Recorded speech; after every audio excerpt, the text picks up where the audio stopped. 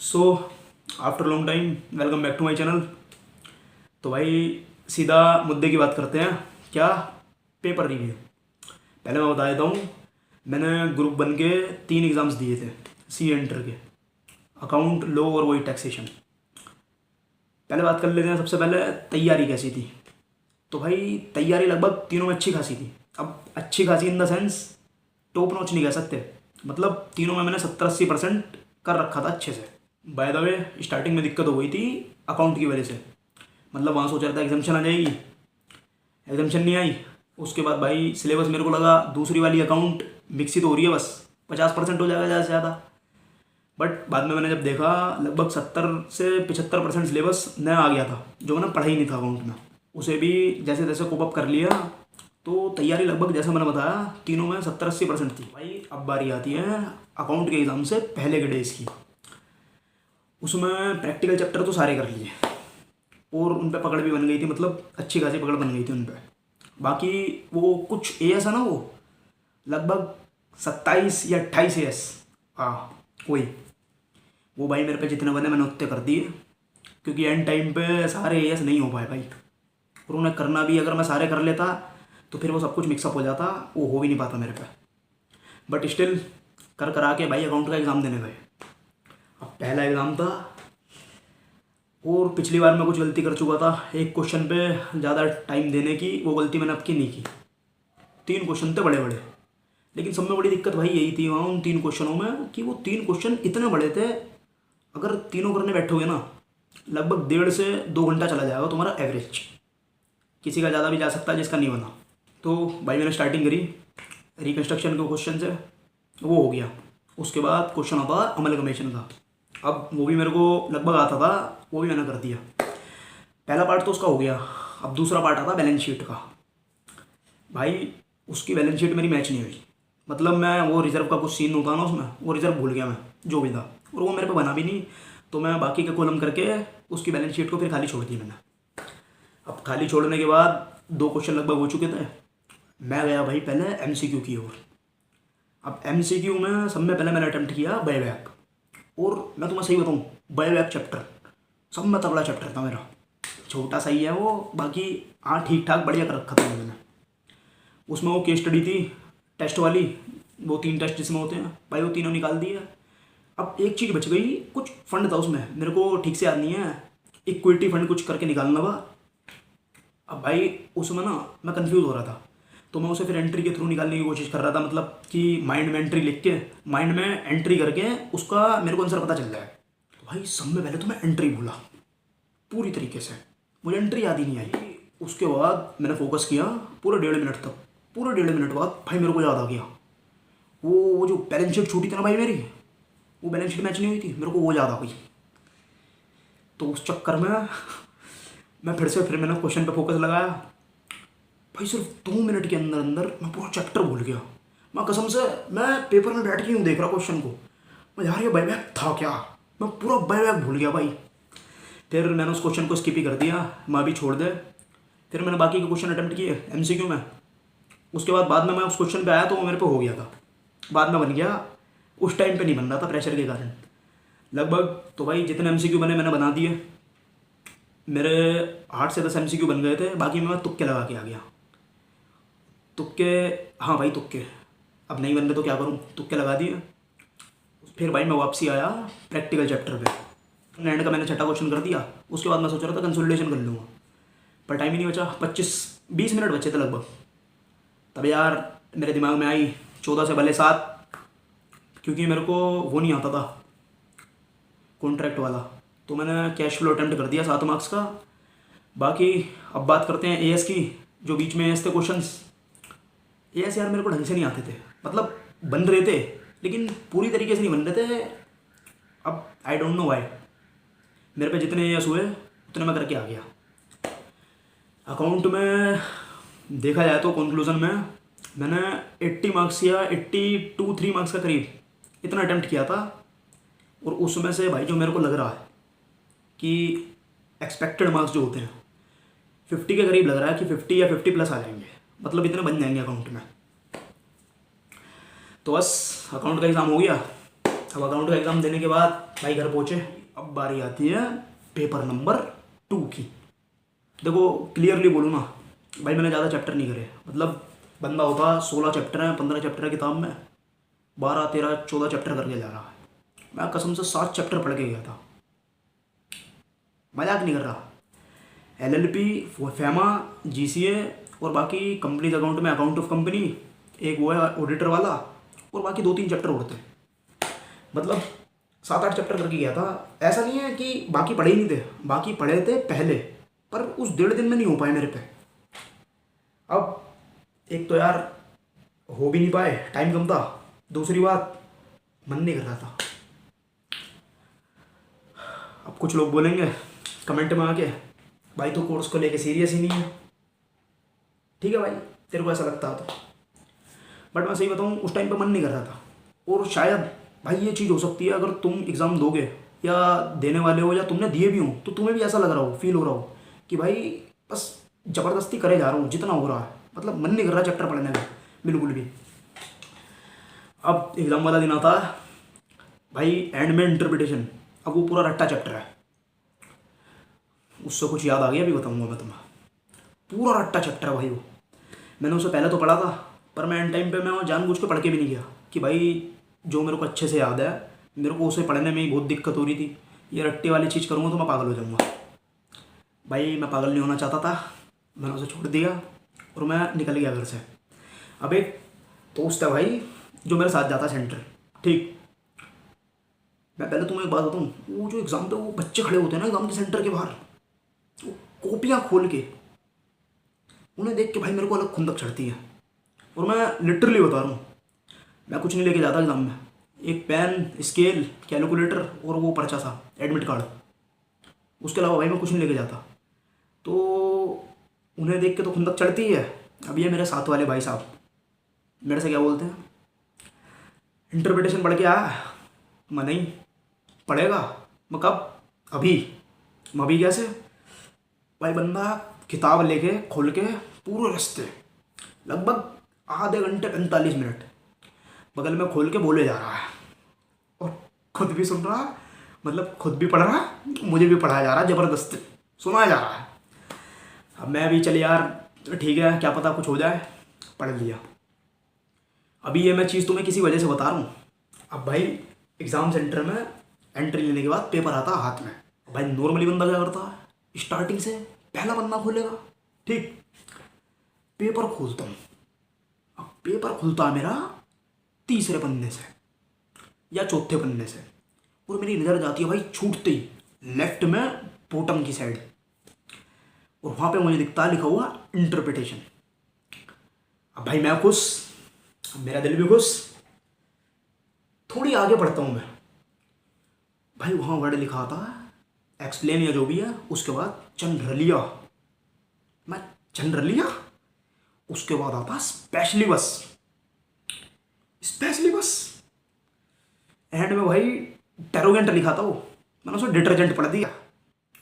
Detergent, मैं देखता रहा उसे, मुझे है क्या भाई, जो भी था वो, मैंने वो क्वेश्चन ही अटेम्प्ट नहीं किया। भाई उस इंटरप्रिटेशन को अगर मैं अटेम्प्ट कर देता ना, मेरी इंटरप्रिटेशन गायब हो जाती। मैं भाई उसे मैंने छोड़ दिया। तो बात कर लेते हैं बाकी पेपर की। भाई क्वेश्चन मैंने अटेम्प्ट कर दिए जितने मेरे पे बने, और एक बढ़िया बात, जो मैंने चैप्टर नहीं पढ़े थे ना भाई एग्जाम में, मेरे को उसके भी प्रोविजंस याद आ रहे थे। मतलब याद क्या आ रहे थे, मैं बना के भी आया, और हाँ सही प्रोविजन याद आ रहे थे बिल्कुल क्वेश्चन को देखने के बाद। क्वेश्चन अटेम्प्ट कर दिए सारे। अब बात आती है एमसीक्यू की। एमसीक्यू भाई, एमसीक्यू बढ़िया हुए। एमसीक्यू में एलएलपी का था, फैमा के थे 3, और एंड में भी 3 इंडिविजुअल एमसीक्यू थे, वो भी आते थे। लगभग मेरे को 10 एमसीक्यू आते थे उसमें, लो में, जिसमें मैं श्योर हूँ बिल्कुल भाई। तो 20 नंबर वहाँ तो मैं पक्का एक्सपेक्ट कर सकता हूँ, क्योंकि वो बिल्कुल श्योरिटी के साथ मेरे को पता थे ठीक है आंसर। बाकी के जो बच्चे 6 या 5 जो भी हैं, वो भाई नहीं बनने थे मेरे पे, तुक्के लगा दिए। तुक्के, हाँ भाई पागल थोड़ी हूँ जो खाली छोड़ दूंगा। उसके बाद भाई बारी आती है चैप्टर की। और एक बात और, इससे भाई तुम्हें हो सकता है सीख भी मिल जाए। मैं ना एलएलपी था, पूरा एलएलपी करके गया भाई ढंग से, बहुत अच्छे से। मतलब मेरे को सुबह 10 बजे की भी याद है, 10 बजे भी मैं एलएलबी पढ़ रहा था भाई। एंड में वो टॉपिक था छोटा सा, विसल ब्लोइंग करके। और उस टाइम पे मी भी लाइक भाई यार इतने तगड़े तगड़े कॉन्सेप्ट कर लिए मैंने, ये आएगा बगा एग्ज़ाम में भाई। वो विसल ब्लोइंग आ गया उस टाइम पे। बस एक मिरर की कमी थी, जो कोई मेरे आगे दिखा देता मुझे भाई। मैंने उस क्वेश्चन को भी छोड़ दिया, बाकी जितना अटेम्प्ट कर पाया कर दिया। थोड़ा बहुत मेरा पेपर छूट भी गया था, तो लगभग 80 नंबर का पेपर भाई मैं इसमें भी अटेम्प्ट करके आया था। 80 से 82 कह लो, इसी रेंज में मैं पेपर अटेम्प्ट करके आया था ये वाला भी। और एमसीक्यू की वजह से मैं श्योर हूँ, क्योंकि एमसीक्यू में मेरे को लग रहा है 20 नंबर आ जाएंगे पक्के। बाकी जो तुक्के मारे हैं उसमें एक आधा बन गया तो 22-24 बैठ जाएंगे। 50 नंबर प्लस आ जाएंगे इसमें भी, मतलब हाँ 50 से 55 की रेंज में 51-52 करीब बैठ सकता है। ठीक, अब ये पेपर भी दे दिया भाई। इस पेपर को देने के बाद आते हैं घर। अब भाई बारी आती है पेपर नंबर 3 टैक्सेशन की। तो 3.5 दिन मिले थे, लेकिन उसमें यार मेरे को ऐसा लगता है पर्सनली कि जितना आउटपुट निकलना चाहिए था उतना मैं नहीं निकाल पाया। अब ये तो वही बात हो गई, 1.5 दिन मिले तो क्या तो टाइम कम पड़ गया, 3.5 दिन मिल गए तो क्या तो आउटपुट नहीं निकल रहा। मतलब मेरे तो कुछ दोस्त भी हैं अच्छा खासा प्रिपेयर कर लिया था, लेकिन सबका कहना यही था भाई कि जितना 3.5 दिन में आउटपुट निकल सकता था उतना नहीं निकला, उसका लगभग आधा निकल गया होगा। ठीक, अब जैसा भी था पेपर अटेम्प्ट किया भाई। एक चीज़ और, एंड मोमेंट पे भाई जीएसटी के वो आखिरी वाले चैप्टर नहीं पढ़े जा रहे थे। मतलब वो थोड़े रट्टे टाइप में लगते हैं मेरे को, कॉन्सेप्चुअल क्वेश्चन के अलावा बाकी जो पार्ट है ना वो रट्टा टाइप जो है वो नहीं रटा जा रहा था। तो जैसा भी ये रीड आउट मार के चले गए। अब एग्ज़ाम आता है हाथ में, तो रेजिडेंशियल स्टेटस भाई वो मेरे को आता था, टीडीएस का आता था, बाकी सेट ऑफ वो आता था। लेकिन उसमें भाई हो सकता है छोटी मोटी गलती हो जाए तो नंबर कट जाते हैं। अब सेट ऑफ करा तो रिटर्न वाला अटेम्प्ट करना पड़ गया, वो भी आता था। उसमें भी मैं प्रोविज़न लिख के आ गया जितने लिखे जाने चाहिए थे। ठीक, बाकी अब इस पोर्शन के बाद आते हैं उस पर। मैंने पीजीबीपी अभी अटेम्प्ट नहीं किया, फिर मैं गया जीएसटी की ओर। अब जीएसटी में भाई आईटीसी मैंने कर दिया पूरा, लेकिन यार मैं जब एग्ज़ाम हॉल से बाहर निकला ना तो पता चली मतलब उसमें मैंने थोड़ी बहुत गड़बड़ कर दी। वो पूरा क्वेश्चन गलत चला जाएगा, शायद मेरे को लग रहा है उसमें 0 ही मिलेगा, क्योंकि छोड़ यार मैं उसे सोचना भी नहीं चाह रहा, उसमें नंबर नहीं मिलेंगे। बाद में भाई वैल्यू ऑफ सप्लाई ने बचा लिया, 10 नंबर का आया था वो अनएक्सपेक्टेडली, तो वो कर दिया। प्लेस ऑफ सप्लाई था वो कर दिया। बाकी जितने थ्योरी के बने, क्योंकि मोस्टली उसमें थ्योरी थी जीएसटी में, वो भी करती है भाई जितना हो बन सका। क्योंकि एंड टाइम पे वही है ना, प्रोविजंस अगर तुम्हारी टिप्स पे है जीएसटी में तो बढ़िया है, नहीं तो फिर जीएसटी में लिखा ही नहीं जाता यार। उसके बाद एमसीक्यू की बात करें भाई, जीएसटी के एमसीक्यू ठीक थे, मतलब स्कोरिंग थे, जीएसटी के एमसीक्यू बन गए थे। टैक्सेशन के अब मेरे पे एमसीक्यू नहीं बने। फिर जैसा भी था मैं यार तुक्के लगा के आ गया, एक आधा हो सकता है, एक आधा बन गया था, बाकी मैं तुक्के लगा के आ गया। बाकी भाई रही बात पीजीबीपी की, वो मैं अटेम्प्ट ही नहीं कर पाया, वो मेरे एंड में छूटी है, टाइम कम बचा था, वो लेके चले गए। फिर जब मैं एग्जाम हॉल से बाहर निकला ना, मतलब जितने भी वहाँ आसपास बंदे थे सब कह रहे थे भाई टैक्स में 70 आ जाएंगे, 60 आ जाएंगे, कोई था ही नहीं 50 वाला। और जो मेरे साथ वाले भी थे उनके भी लगभग वो भी यही कह रहे थे कि 55 तो आ ही जाएंगे, 55-60 के करीब। बट मेरे केस में अब जो मेरे को लग रहा है, जितना मैं अटेम्प्ट करके आया हूँ टैक्सेशन में, क्योंकि अटेम्प्ट भी देखा जाए फिर वो एमसीक्यू को क्या काउंट करूँ यार, तुक्के वाली बात हो जाएगी। एक आईटीसी गलत चला गया तो भाई मेरे को जो मार्क्स लग रहे हैं 15 से 20 के बीच, 15 मान लेता हूँ, क्योंकि हो सकता है सेट ऑफ वाले में गलती हो जाए, या वो थ्योरी का जो क्वेश्चन था रिटर्न वाला उसमें कम नंबर दे, कुछ पता नहीं है भाई। 15 नंबर मान लो टैक्सेशन की तरफ से, वो 15 नंबर ही भाई मैं, क्योंकि जीएसटी जैसे मैं बता रहा हूँ आईटीसी गलत हो गया तो वो ज़्यादा कुछ खास नहीं बनी, 15 नंबर ही जीएसटी की साइड से लेके चला। बाकी एमसीक्यू में जैसे मैं बता रहा हूँ जीएसटी का पोर्शन आता था मेरे को, तो उसमें मैंने 4 एमसीक्यू बना लिए थे सही, 8 नंबर के करीब। तो देखा जाए तो इसमें मेरे को लग रहा है कि नंबर जो है वो यही 41, 42, 43 के करीब बैठ जाएंगे।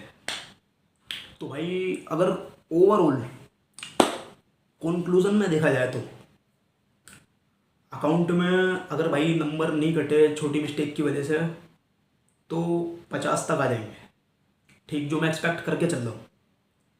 बाकी लो में एमसीक्यू क्योंकि भाई मेरे ठीक गए थे 20 नंबर के, तो लो में मेरे को शॉर्ट ही है, लो में 50 नंबर तक आ जाएंगे आराम से, ठीक। अब टैक्सेशन में जैसे मैंने बताया यही 41, 42, 43 की रेंज बैठ रही है। तो ओवरऑल देखा जाए अगर अकाउंट में ज़्यादा नंबर नहीं कटे तो भाई पास तो देखो तीनों में हो जाऊंगा, लेकिन एग्रीगेट में मेरे को लग रहा है थोड़ा कि एग्रीगेट बैठ भी सकता है, नहीं भी बैठ सकता है। बाकी रही बात किस्मत की, किस्मत पे भाई मेरे को भरोसा नहीं है, पता नहीं क्यों भरोसा ही नहीं है, देखते हैं जो भी होगा। अदरवाइज़ मेरे को जो लगता है कि एग्रीगेट में फिर वही है 7 या 8 नंबर से रह सकता हूँ। पर भाई देखो, पास होता हूँ तो ठीक, फेल होता हूँ तो भी ठीक, जो भी सिचुएशन होगी भाई चैनल पर बता दूंगा, ठीक है। छुपाने जैसा क्या है यार उसमें, वो तो बताना है ही, फिर तुम्हें भी और सबको भी पता लग जानी है बाद में।